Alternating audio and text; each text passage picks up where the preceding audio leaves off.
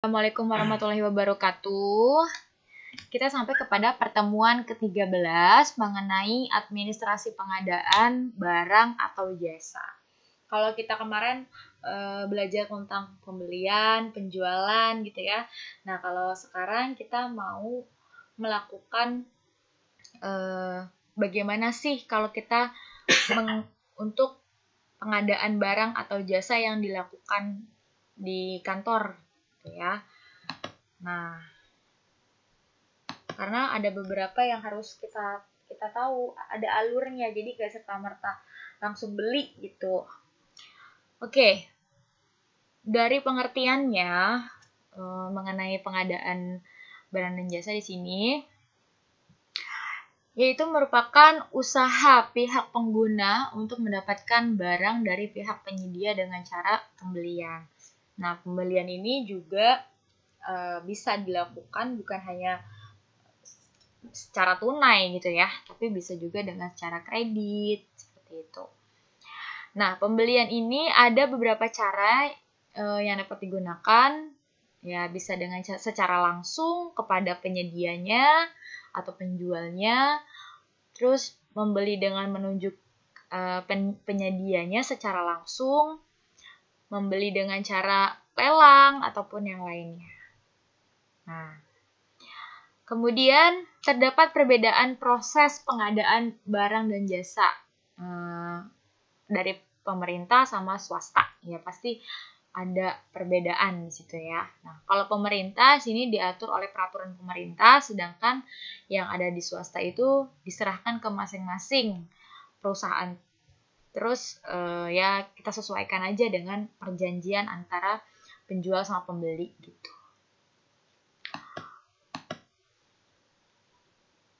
Oke, sekarang pada fungsi pengadaan ya, menyediakan sejumlah material sesuai kebutuhan produksi.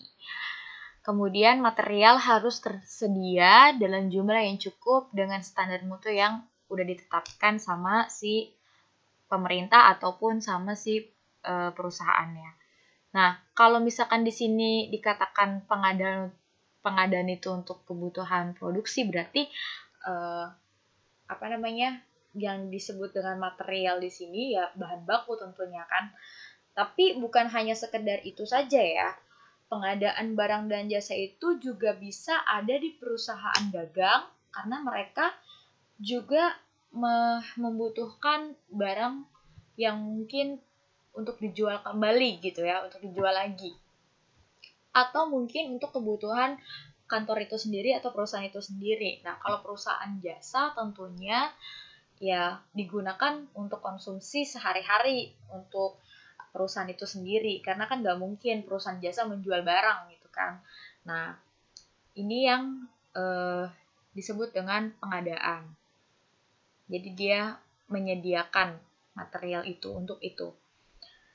Kemudian menurut Supriyanto di sini ya dan Mas Rusah ya, secara spesifik, fungsi pengadaan terdiri dari dua. Yang pertama fungsi perencanaan dulu ya, jadi direncanakan pembeliannya atau pengadaannya baru dilaksanakan atau pelaksanaan. Pembelian barang dagangan, pembelian barang untuk diproduksi gitu ya, macam-macam. Tergantung perusahaannya. Nah, kemudian di sini proses perencanaan pembelian awal dari proses pengadaan yang dilakukan oleh departemen yang biasa untuk pengadaan pembelian itu purchasing diklasifikasikan menjadi 3 tahap. Yang pertama ada perencanaan untuk jangka pendek, ya, kemudian jangka menengah dan jangka panjang. Misalnya kalau jangka pendek ya untuk 1 tahun inilah gitu. Tapi kalau menengah ya 5 tahunan lah atau 3 tahun. Kalau jangka panjang ya lebih dari 5 tahun biasanya. Kemudian proses pelaksanaan pembelian, eksekusi terhadap angka pemesanannya itu udah ditetapkan, yaitu proses pengadaan itu sendiri. Nah, jadi kalau misalkan pada saat kita melaksanakan pembelian, sebelumnya tentunya ada proses di mana kita mendata semua yang ingin dilakukan pembelian tersebut. Sudah selesai semua di data, item-itemnya apa aja, kemudian nanti kita berikan kepada supplier kita atau rekan bisnis kita tuh, yang sudah menjadi rekanan. Nah, kalau misalkan memang belum, berarti biasanya ada tahapan sebelumnya tuh kalau belum menjadi rekanan. Ya, ada surat-suratnya yang mungkin penawaran segala macam gitu. Kemudian di sini dalam perusahaan manufacture, kalau perusahaan manufacture itu perusahaan yang dia membeli bahan baku gitu ya, kemudian memproses bahan baku tersebut sampai dengan barang itu jadi yang siap untuk dijual. Nah, itu proses manufaktur ya. Nah, dalam perusahaan seperti itu yang memproduksi barang, pada umumnya biaya materialnya itu bobotnya antara 60% sampai dengan 80% dari total biaya produksinya. Makanya tentunya untuk pengadaan barangnya ini emang sifatnya mutlak, emang harus gitu ya. Harus memang kita stok gitu. Jadi kalau misalkan ketika pengadaan pada saat manufacturing ini melakukan proses produksinya terus tidak ada atau habis, nah itu bisa gawat tuh kepada jalannya perusahaan ini, karena semua kegiatan perusahaan muaranya ya ada di bahan baku. Jadi jangan sampai bahan bakunya atau materialnya ini kekurangan. Jadi 60% atau 80% dari total biaya produksinya ya biasanya sih bahan baku. Nah, kemudian pembelian material ini harus kita jaga dalam harga beli yang wajar. Jangan sampai harga belinya mungkin terlalu mahal gitu ya. Karena nanti akan merujuk kepada biaya produksi tentunya. Kalau misalkan harga produksinya naik, nanti merujuk juga nanti berpengaruh kepada harga jual kita, akan naik juga gitu. Nah, dengan harus tetap mempertimbangkan faktor-faktor dari struktur harganya, Departemen Purchasing ini harus mampu melakukan analisis dan menentukan langkah untuk bagaimana supaya harga tersebut bisa stabil gitu. Ya, jadi masih di tingkat kewajaran si harganya. Nah, waktu itu terjadi pada saat harga kedelai naik ya. Lagi tuh pernah ya, mungkin sampai saat ini juga kali ya. Harga kedelai itu naik sekitar 80%. Nah, mungkin karena kita kan impor dari luar gitu kan untuk kedelai. Indonesia tuh masih impor. Sementara orang Indonesia itu sukanya makan tempe, makan tahu. Otomatis kan itu kan dari kedelai gitu kan.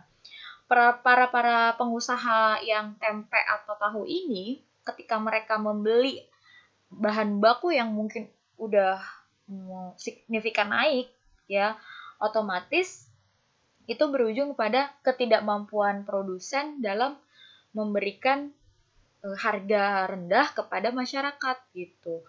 Otomatis harga tahu aja jadi naik. Sementara orang-orang pasti masyarakat akan mengeluh akan hal itu.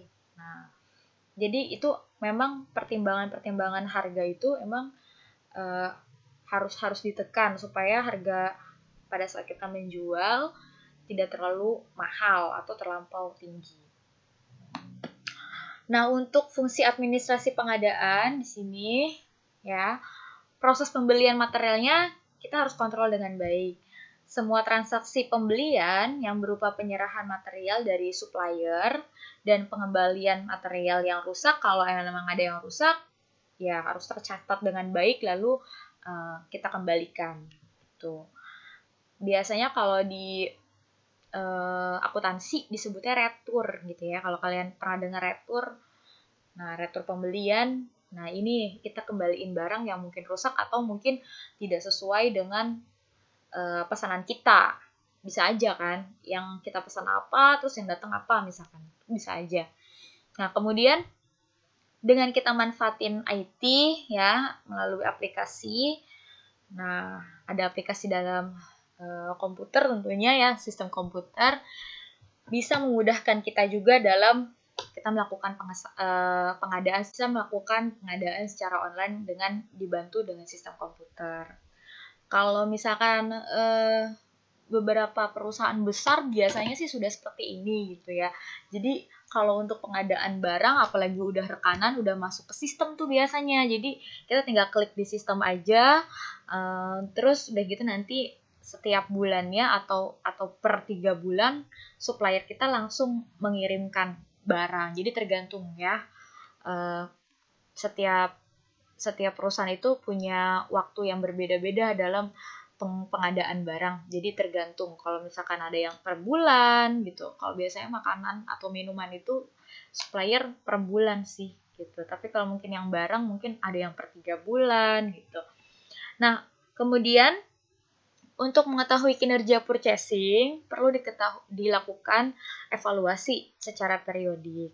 Tuh, kita kalau misalkan mau melihat kinerja bagian administrasi pengadaan seperti ini, kita bisa melihat atau mengevaluasi dari data-datanya mereka secara periodik, misalkan kayak data bulanan, semester atau tahunan gitu.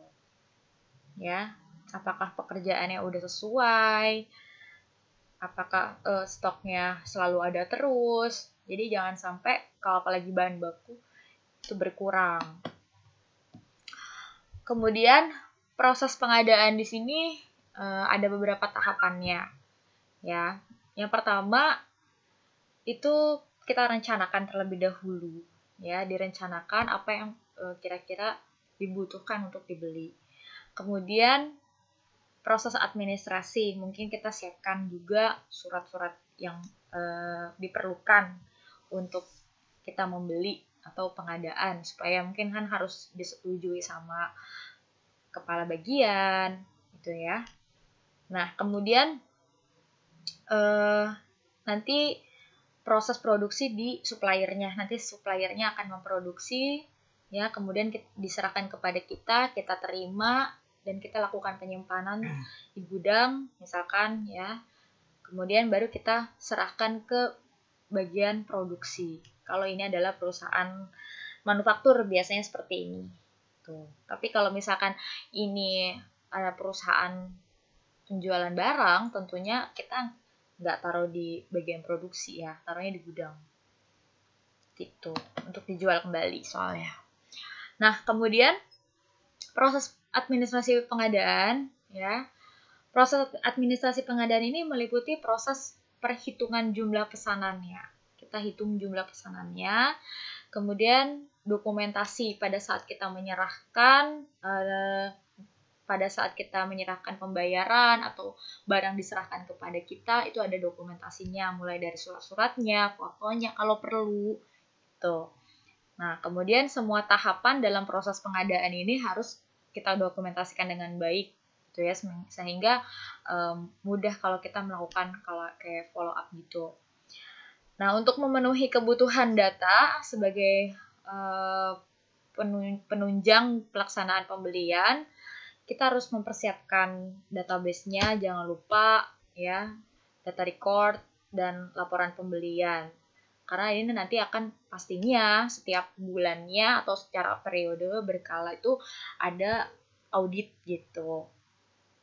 Di bagian pengadaan ini masih ada auditnya.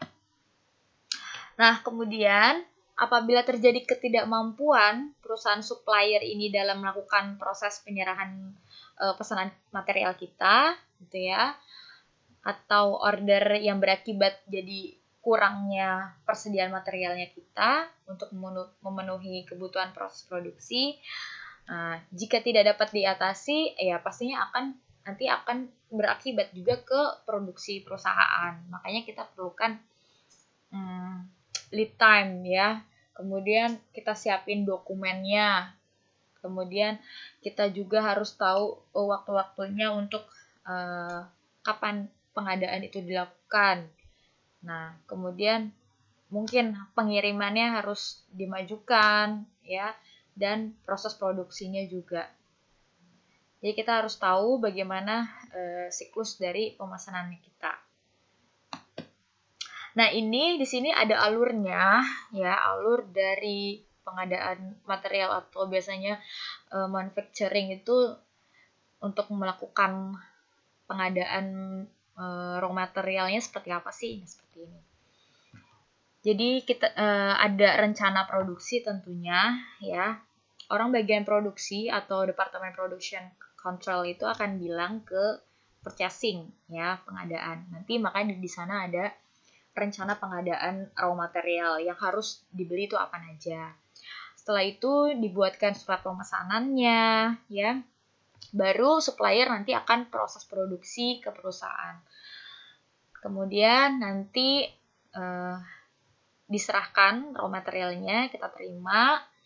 Nah, kita lihat lebih di dalam apakah setelah kita terima itu barangnya sudah sesuai, ada yang rusak apa enggak, terus juga jumlahnya benar atau enggak. Kalau misalkan udah oke, baru kita simpan. Kalau misalkan ternyata ada yang kurang, kita bisa hubungin kembali pihak supplier kita. Nah, kalau misalkan sudah disimpan, kalau ini adalah perusahaan manufacturer, berarti kita langsung masukkan ke bagian produksi. Tapi kalau misalkan perusahaan dagang, biasanya taruhnya di gudang supaya nanti kalau ada pembeli ya kita bisa langsung segera kirim. Nah, terus ini contoh dari control material atau raw material yang kita terima ya. Dimana kalau misalkan kita sudah terima, kita lihat dokumennya lengkap atau enggak, terus jangan lupa ada dokumentasinya, kita lihat kualitasnya bener enggak gitu ya. Apakah sesuai dengan standar produknya kita, karena kualitas dari supplier itu atau bahan baku kita memang sangat menentukan akan jadi seperti apa produk kita ke depannya gitu. Karena kan tentunya kalau perusahaan-perusahaan manufacturing menginginkan produknya dijual dengan kualitas yang bagus, bermanfaat, dan orang juga pasti tertarik untuk membelinya karena kualitas yang bagus. Makanya kita lihat disesuaikan dengan standar perusahaan. Kemudian kita lakukan penyimpanan di gudang. Jangan lupa ada administrasi, kita melakukan surat ya, ada suratnya kita simpan bahwa kita telah menerima ya, bagian gudang telah menerima sejumlah berapa, dengan jenis apa, speknya seperti apa. Nah, itu semua tertera di dalam dokumen tersebut biasanya. Kemudian diserahkan langsung ke unit produksi. Nah, dalam pengadaan barang atau jasa pemerintah, ini kalau pemerintah pastinya sudah ada ketentuan atau kebijakannya. Ya, ada peraturannya. Biasanya metode pemilihan penyediaan jasa bisa dilakukan dengan cara pelelangan ya. Kemudian kita langsung memilih secara langsung perusahaan itu ya. Kita penunjukan secara langsung. Nah, ini kalau penanggulangan bencana alam. Ya, bisa saja kita menyediakan jasa karena adanya penanggulangan bencana alam. Nah, kemudian kalau misalkan pelelangan umum, ini beberapa yang harus dilakukan ya. Jadi kita harus mulai dari kita lihat segmen pasarnya, kemudian kualifikasinya seperti apa. Nah, ini kita harus tentuin dulu jadwalnya, waktunya kapan, syarat-syaratnya apa. Kita lakukan pengumuman bahwa kita melakukan pelelangan. Nah, itu ada beberapa yang harus dilakukan. Nah, ini kalau kita melakukan dengan cara lelang. Nah, ini juga kalau kita melakukan dengan cara lelang tapi yang terbatas. Nah, ini kalau kita melakukan dengan cara pemilihan secara langsung, ya, ada negosiasi di sana. Nah, kemudian tetap ada beberapa yang mungkin harus kita lihat. Jangan lupa karena walaupun dengan pemilihan secara langsung kita kan harus melihat kualifikasinya ya, atau kualitas daripada apa yang ingin kita beli gitu. Nah, ini ketentuan kalau kita penunjukan secara langsung. Oke, untuk soal-soal tugas nanti akan diberikan di Google Classroom beserta juga dengan absensi, ya. Nah, itu yang dapat disampaikan mengenai kalau kita mengadakan pengadaan barang dan jasa.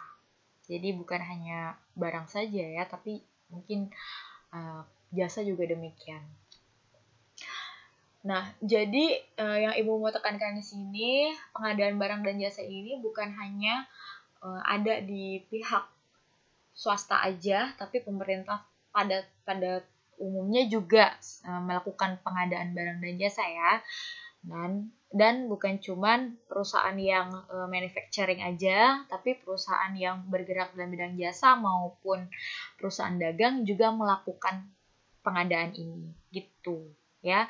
Jadi jangan berpikir karena slide-nya di sini kebanyakan contohnya adalah manufacturing, raw material, bahan baku, oh berarti hanya untuk perusahaan yang memang memproduksi nih, enggak ya. Tapi kalau ini hanya gambarannya aja sekedar contoh gitu ya, bahwa memang itulah tahapannya dalam pengadaan barang atau jasa. Tapi kalau untuk contoh perusahaannya bisa perusahaan jasa, dagang, dan juga manufaktur. Seperti itu. Oke. Kurang lebihnya mohon maaf. Wassalamualaikum warahmatullahi wabarakatuh.